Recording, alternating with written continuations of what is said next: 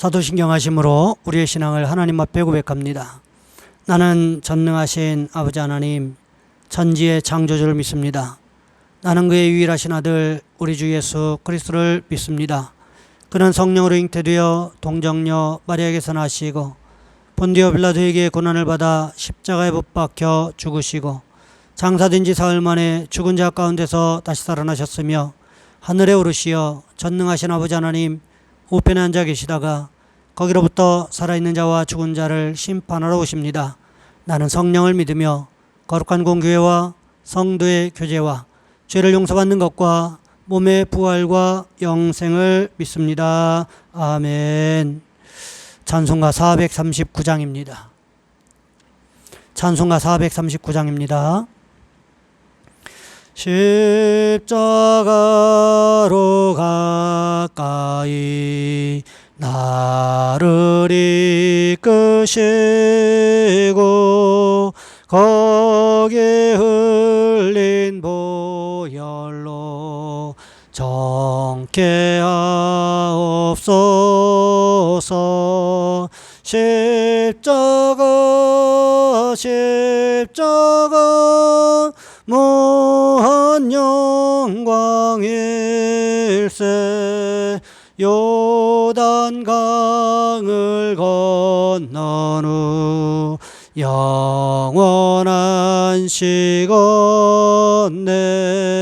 십자가에 가까이 내가 떨고 섰네. 거기에 있는 새벽별 내게 비추시네. 십자가 무한 영광일세.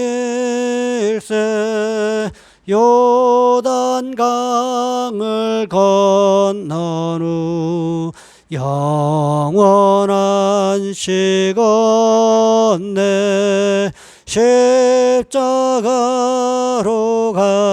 가까이 가게 하시었고 몸소 받은 고생도 알게 하옵소서.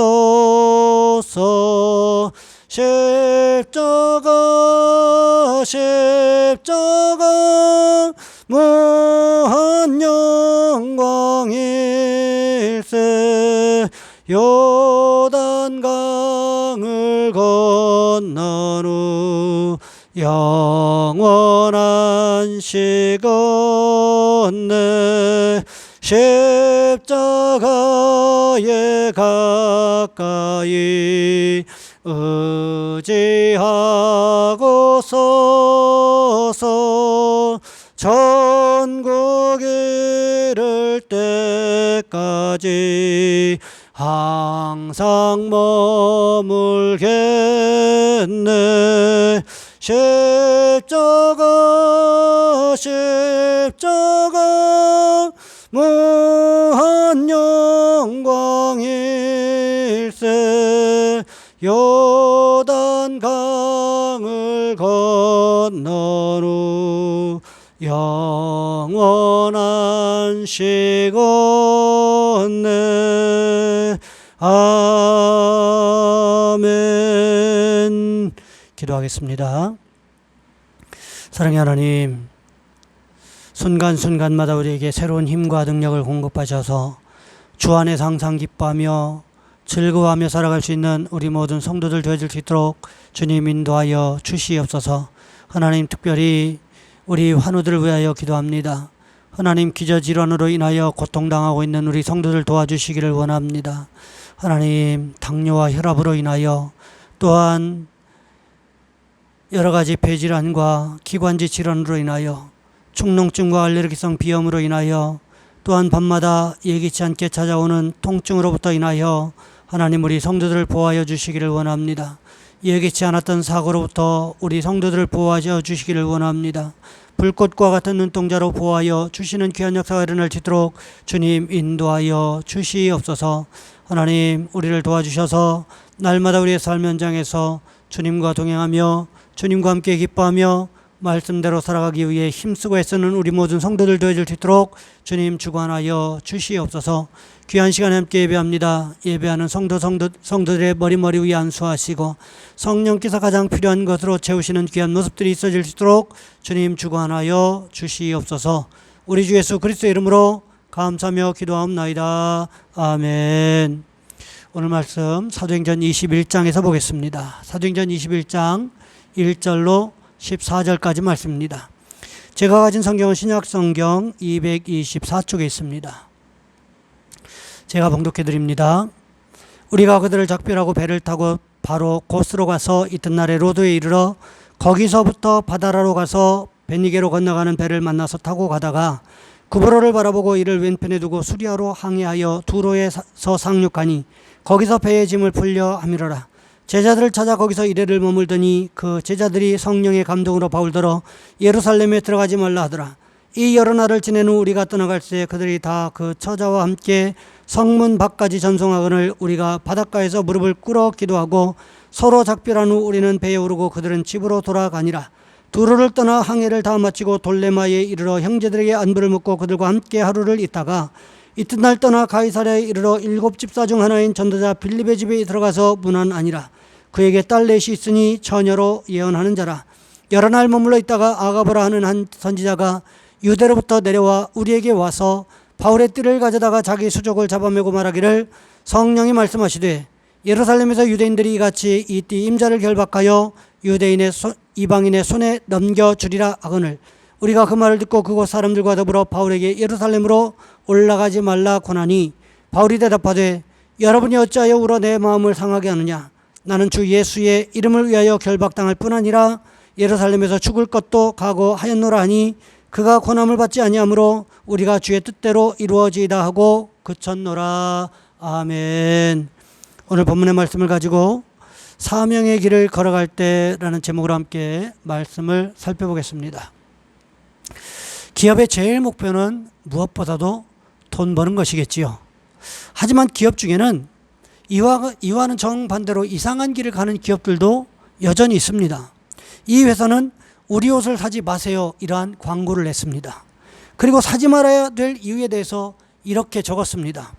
우리가 만드는 제품에 드는 비용은 아주 비쌉니다. 135리터의 물이 필요하고 이는 하루에 45명이 사용하는 양입니다. 원산지에서 물류창고까지 이송하는데 20파운드의 이산화탄소가 배출됩니다. 이 회사는요, 값비싼 친환경 원단만을 사용합니다. 가불관계도 무시하고 하청업체의 하청업체의 직원의 복지까지도 신경을 씁니다. 또 흑자를 보든 적자를 보든 매년 매출의 1%는 기부를 합니다. 이 회사가 바로 전 세계 아웃도어 판매량 2위인 파타고니아라는 회사입니다. 이 회사의 목표는 돈을 많이 버는 것이 아니라고 합니다. 자연에 주는 피해를 최소한으로 하면서 사업을 하겠다라는 거예요. 자신들의 상품이 많이 판매되면 판매될수록 자연이 파괴된다고 생각하기 때문에 이 옷을 사지 마세요 이렇게 광고를 냈다라는 거지요. 이 회사는 사명감이 있습니다. 돈을 벌어도 모두에게 좋아야 된다라는 거예요. 이런 목적 때문에 더 많은 소비자들이 이 파타고니아 회사를 찾고 있다라는 거지요. 파타고니아가 돈이라는 것 이상의 목적을 가지고 사업을 하는 것은 이들이 분명한 자신들의 존재 이유, 즉 사명을 알고 있기 때문이라는 것입니다. 그리스도인들에게 여러분 분명한 것은 이 파타고니아라는 회사보다도 더 큰 사명이 있다는 거예요. 이 시대의 기독교인들이 존재하는 존재 이유가 있습니다. 세상이 말하는 것보다 훨씬 더 고상한 사명과 목적을 가져야 됨을 성경은 보여주고 있다는 거지요. 오늘 본문에도 보시면 밀레도 항구에서 에베소 교회 장로들과 눈물의 이 작별을 나누는 그 모습을 기록을 하고 있습니다. 여러분 드디어 밀레도 항구를 출발합니다. 사도 바울이요 고단하고 치열했던 1차, 2차, 3차 전도 여행이 실질적으로 끝나가는 순간이었습니다. 바울 일행이 배를 타고 고로스로 가서 이튿날 로드에 이르러 거기서부터 바라다로 가서 또 베니게로 건너가는 배를 만나게 되고요. 그 배를 타고 가서 구브로를 바라보고 이를 왼편에 두고 수리아를 향해서 두로에 상륙을 합니다. 바울은 이 짧은 기간 동안에 무려 7군데를 거쳐서 두로까지 오는 빡빡한 일정을 소화했다라는 거지요. 얼마나 피곤했겠습니까? 두로에 도착해서 바울이 가장 먼저 한 일이 무엇이었습니까? 오늘 보면 4절 말씀해 보시면 제자들을 찾았다 이렇게 기록하고 있는 것을 볼 수가 있습니다. 여기에서 말하는 제자라고 하는 것은 영어 성경에 보시면 바울의 제자가 아닌 그 지역의 믿는 자들 이렇게 기록하고 있습니다. 바울은 그들과 함께 그 지역의 믿는 자들과 함께 한 주간이라는 시간을 보내게 되었다라는 거지요. 그런데 이 제자들이 오늘 본문 4절 후반절 말씀해 보시면 이렇게 말하고 있습니다. 그 제자들이 성령의 감동으로 바울더러 예루살렘에 들어가지 말라 하더라. 이 말씀을 헬라어 원문에 보시면 예루살렘에 들어가지 말라 하더라라는 이 말이 완료 시제가 아니라 미완료 시제입니다. 무슨 말인가 하면 이 미완료 시제라고 하는 것은 한 번 얘기하고 끝난 것이 아니라 계속해서 말하고 또 말하고 말하고 또 말하고 있었다라는 거예요. 오늘 가서 얘기하고 그 다음날 아침에 만나면 또 이야기하고 점심에 만나면 또 이야기하고 저녁에 만나면 또 이야기하고 계속해서 바울에게 예루살렘으로 올라가지 말라 강력하게 권면하고 있었다라는 거지요. 하지만 바울은요, 두로에서 믿는 제자들, 성령을 힘입어 앞을 내다볼 줄 아는 제자들의 만류를 뿌리치고 또 두로를 떠나가게 됩니다. 예루살렘으로 가면 자신을 기다리고 있는 것이 환난과 핍박이라고 한다면 여러분 어느 누가 가고 싶겠냐라는 거예요. 그럼에도 불구하고 바울이 예루살렘을 향해서 두로를 떠날 수 있었던 것은 바울이 온전히 하나님께 초점을 맞추고 있었기 때문이라는 것입니다. 여러분 우리가 신앙생활 하면서도요, 초점을 어디에다 맞추느냐 이것은 굉장히 중요한 일이라는 거예요. 오늘 본문에도 보시기 바랍니다.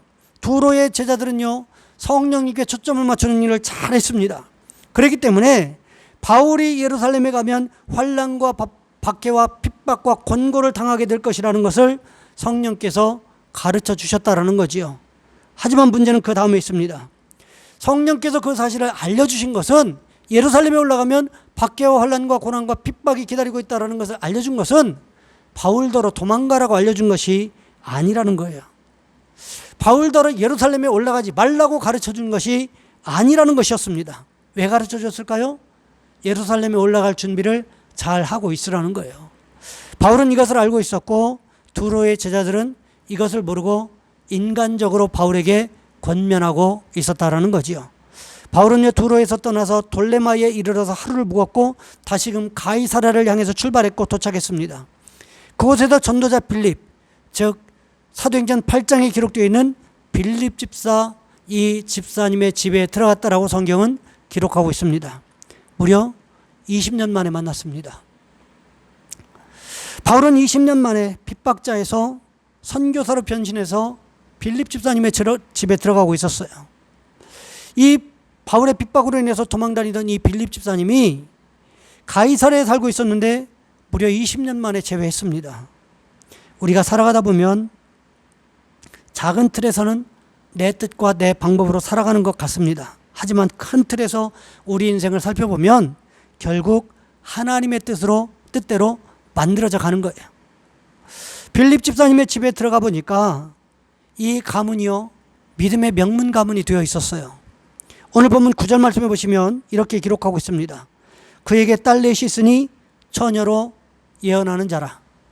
20년 전에 사울을 피해서 쫓겨다니다가 결국 가이사랴에 정착을 했는데 하나님이 빌립에게 은혜를 주셔서 자녀들이 다 예언자로 사역할 수 있도록 해주셨다는 것입니다. 그렇게 신앙의 명문가가 되어 있었다라는 거지요. 바울이요, 그 집에 여러 날을 머무는 동안에 유대로부터 내려온 아가보라는 선지자의 방문을 받게 됩니다. 아가보 선지자가 처음에는 아무 말도 하지 않고 있다가 갑자기 바울의 띠를 달라고 합니다. 그러더니 바울이 맸던 이 띠를 가지고 자기의 손과 발을 꽁꽁 묶어매는 거예요. 이상하다. 왜 그럴까? 그런데 그러면서 하는 말이 성령께서 말씀하시기를 예루살렘에서 유대인들이 이같이 이 띠 임자를 결박하여 이방인의 손에 넘겨주리라 라고 했다고 예언하고 있습니다. 아가보 선지자가 여러 말로 바울을 권면했을 거예요. 당신이 예루살렘에 올라가면 이런 고난과 환난과 핍박이 기다리고 있으니까 어떻게 해야 될지 잘 생각해 봐라. 여러분, 그럼에도 불구하고요, 바울이 이 권면을 받아들이지 않으니까 마지막으로 바울 당신이 예루살렘에 올라가면 이렇게 된다고 성령이 환상 가운데서 내게 보여주셨다, 이렇게 시연해 주고 있는 거예요. 그러니 그곳에 있는 빌립 집사부터 시작을 해서 그 딸들까지 모든 사람이 다시 바울에게 권면하기 시작합니다. 제발 예루살렘에 올라가지 말라고. 왜 피할 수 있는 그 어려움을 직면하기 위해서 올라가냐고. 왜 그 험한 길을 가려고 하느냐고. 그때 바울이 하는 말이 있습니다. 오늘 보면 13절 말씀에 보시면 이렇게 기록하고 있습니다. 바울이 대답하되 여러분이 어찌하여 울어 내 마음을 상하게 하느냐.